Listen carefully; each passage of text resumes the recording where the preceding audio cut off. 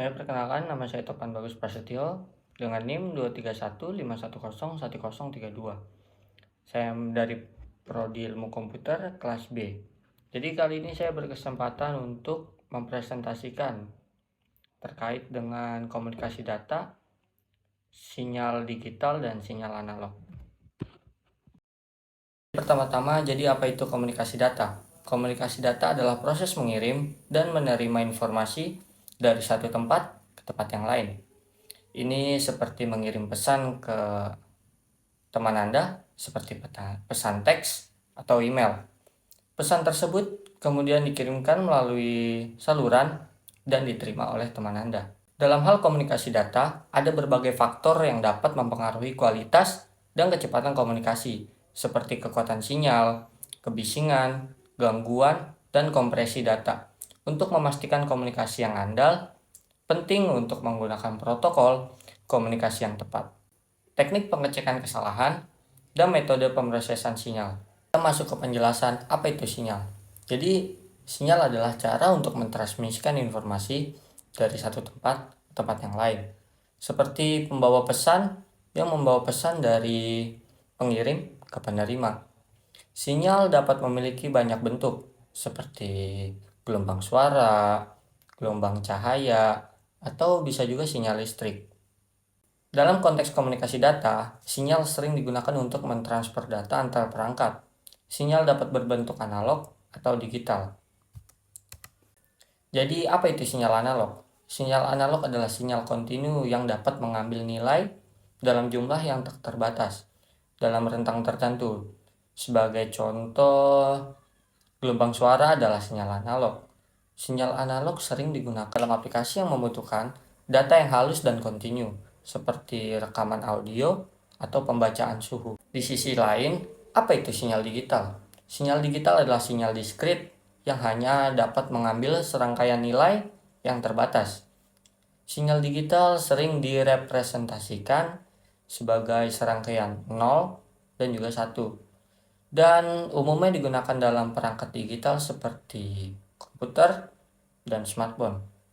Sinyal digital tidak terlalu rentan terhadap derau atau noise dan gangguan dibandingkan sinyal analog, sehingga ideal untuk transmisi dan juga penyimpanan data. Kita masuk ke slide selanjutnya, yaitu contoh pada sinyal analog. Yang pertama yaitu nilai temperatur suhu yang dapat diukur oleh termometer.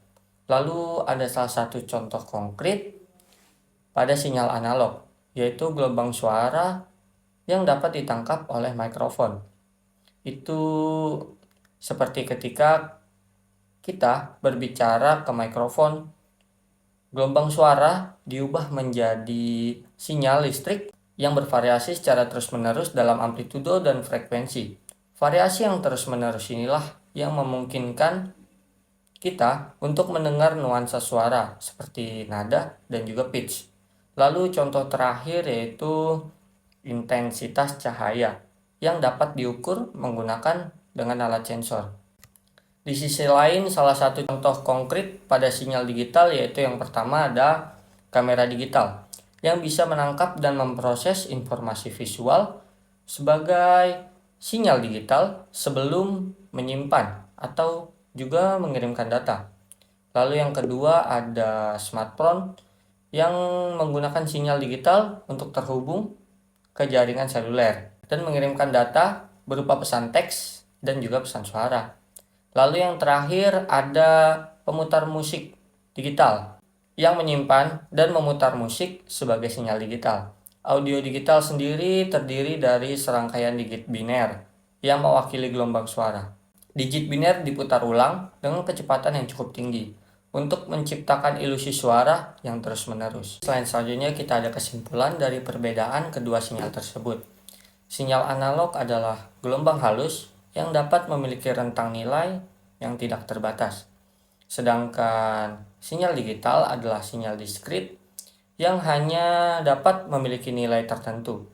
Sinyal analog lebih rentan terhadap gangguan, sedangkan sinyal digital sebaliknya lebih tahan terhadap gangguan dan dapat mempertahankan presisi serta akurasinya dalam jarak jauh. Dengan memahami perbedaan antara sinyal analog dan juga sinyal digital, penting untuk komunikasi yang efektif.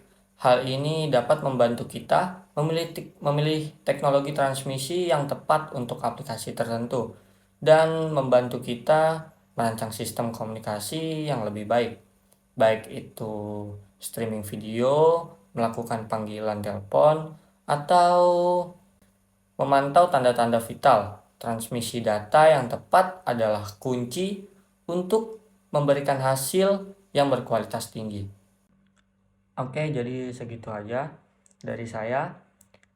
Mohon maaf jika ada kesalahan dan oke, saya Topan Bagus Prasetyo. Terima kasih.